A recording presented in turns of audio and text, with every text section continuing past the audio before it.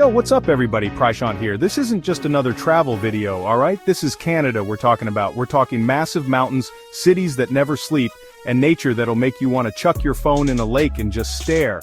Actually, maybe don't throw your phone in the lake, you'll want to film this. We're about to hit up the top 10 spots you absolutely have to check out in Canada in 2025. And trust me, number three's a trip.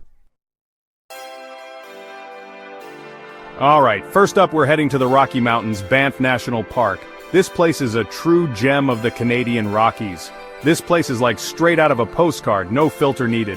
The landscapes here are so pristine and untouched it feels like stepping into a different world. You got these massive peaks just piercing the sky, towering over everything else. It's a sight that leaves you in awe. And then there are the turquoise lakes that are so clear you can see straight to the bottom. It's like looking into a giant natural mirror. I'm talking glacial water, people, the kind that makes you feel like you could drink from any random stream and live forever. It's that pure. Of course, I wouldn't recommend testing that theory just in case, but it sure looks tempting, doesn't it? Now, Lake Louise, you gotta see this place. It's one of the most iconic spots in Banff. Pictures don't do it justice. The sheer beauty of the lake and its surroundings is something you have to experience in person. The way the light hits the water, the reflections of the mountains, it's unreal. It's like nature's own light show. I actually almost dropped my camera trying to get the perfect shot. The views are that captivating. Almost took a dip in the lake with all my gear on. That would have been a disaster. Speaking of dips, if you're feeling adventurous, you can actually go kayaking or canoeing on the lake. It's a great way to explore the area, just, try not to capsize. The water is pretty cold, even in the summer. Wouldn't want to be fishing for your phone in those icy depths. Trust me, it's not fun. But Banff isn't just about the views. Even though they're pretty freaking amazing. There's so much more to do here. There are tons of hiking trails for all levels, from easy walks to legit climbs. Whether you're a beginner or an experienced hiker, there's something for everyone. And after a long day of exploring, you can hit up the town of Banff for some serious eats. The food scene here is incredible, with plenty of options to satisfy any craving. Alright, from the rugged beauty of the Rockies we're jumping to a different kind of charm. A charm that feels like a European escape without leaving North America. Get ready to brush up on your French because we're heading to Quebec City. This city is a blend of old-world European charm and modern North American vibes.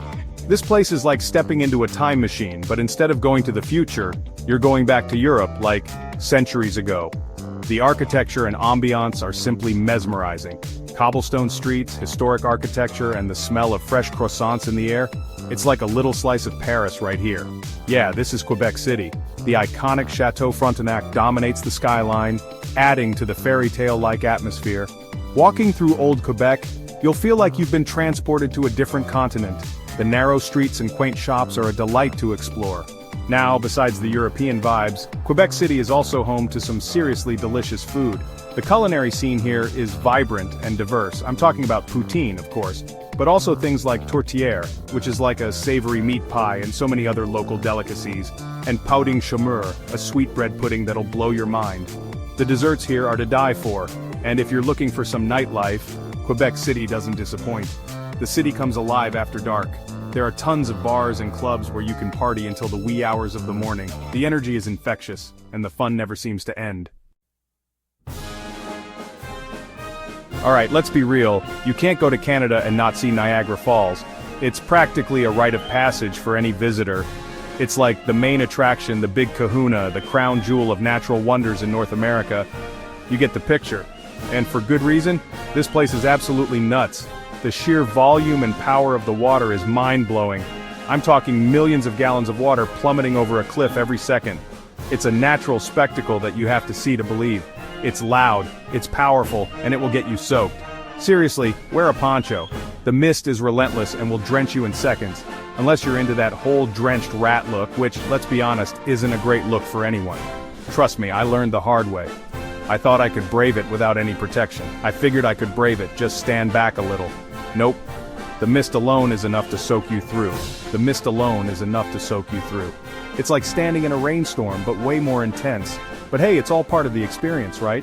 Getting wet is just part of the fun and adventure. Now there are a bunch of different ways to experience the falls. Each one offers a unique perspective and thrill. You can take a boat tour, which will get you up close and personal with the cascading water.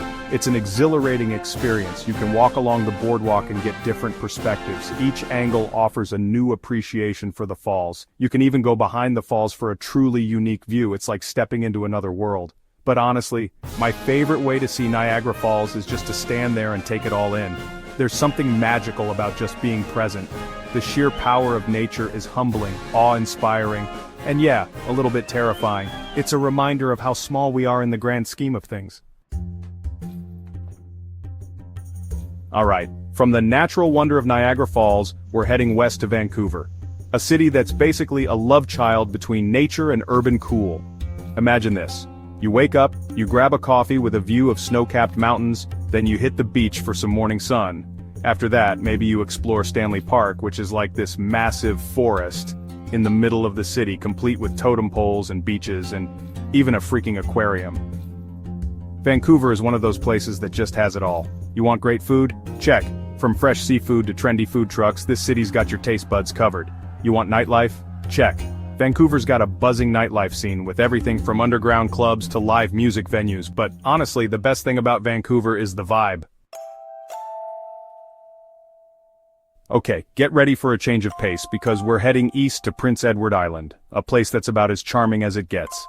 Think rolling green hills, lighthouses perched on rugged cliffs, and beaches with sand so red it looks like something out of a dream. This is the land of Anne of Green Gables. So, if you're into literature or just appreciate some good old-fashioned charm, this is the spot for you. But PEI isn't just about quaint villages and literary history. This place is a foodie's paradise, especially if you love seafood. We're talking fresh-off-the-boat lobster, mussels steamed in white wine, oysters so good they'll make you want to learn how to shuck them yourself. Okay, we're heading back to the mountains, but this time we're going even deeper into the wilderness. Jasper National Park, people. This place is Banff's wilder, less crowded cousin, and it's absolutely breathtaking. Imagine towering peaks, glaciers that look like they're frozen in time, and lakes so pristine you can practically drink from them. But the real showstopper in Jasper? The night sky.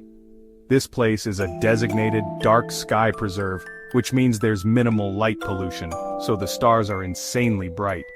We're talking the kind of night sky that makes you feel small and insignificant in the best possible way. Alright, from the peace and quiet of Jasper, we're heading to the big city. Toronto, the largest city in Canada, is a whirlwind of culture, food, and entertainment. Imagine New York City, but cleaner, friendlier, and with a slightly less overwhelming energy. First things first, you gotta check out the CN Tower. This iconic structure dominates the skyline, and for good reason. You can ride the elevator up to the top for panoramic views of the entire city, and if you're feeling really brave, you can even walk across the glass floor. But Toronto is about more than just skyscrapers and tourist attractions. This city has a thriving arts and culture scene, with world-class museums, theaters, and art galleries. Alright, thrill seekers, this one's for you. Whistler, just a couple hours north of Vancouver, is a mountain paradise that's known for its epic skiing and snowboarding in the winter and world-class mountain biking in the summer.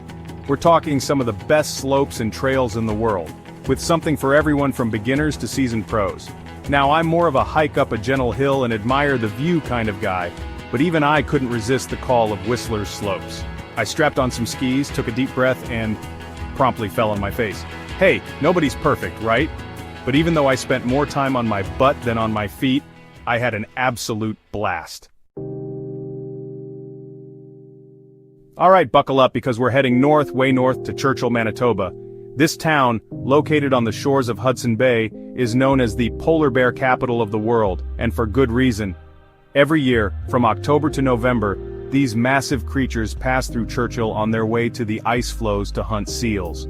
Now, seeing a polar bear in the wild is an experience that's both exhilarating and humbling. These are powerful predators, and it's important to treat them with respect. The best way to see them safely is to go on a guided tour, where you'll be driven out in a specially designed tundra buggy. But Churchill isn't just about polar bears. This is also one of the best places in the world to see the northern lights, also known as the aurora borealis. Alright, for our final stop, we're heading back to the west coast to a little slice of paradise called Tofino. Located on the western tip of Vancouver Island, Tofino is known for its rugged coastline, ancient rainforests, and, surprisingly enough, its surf. That's right, you heard me correctly. Surfing, in Canada. Tofino is home to some of the best cold water surfing in the world, and people come from all over to brave the chilly waters and catch a wave. Now, I'm not much of a surfer myself, but even I couldn't resist renting a wetsuit and giving it a try. Let's just say I spent more time wiping out than actually standing up on the board, but hey, it was fun trying. So there you have it, folks. The top 10 must-visit places in Canada for 2025. From the towering peaks of the Rocky Mountains to the rugged coastlines of the Atlantic and Pacific, Canada has something for everyone. So what are you waiting for? Start planning your Canadian adventure today. And don't forget to hit that subscribe button and let me know in the comments which of these places you're most excited to visit.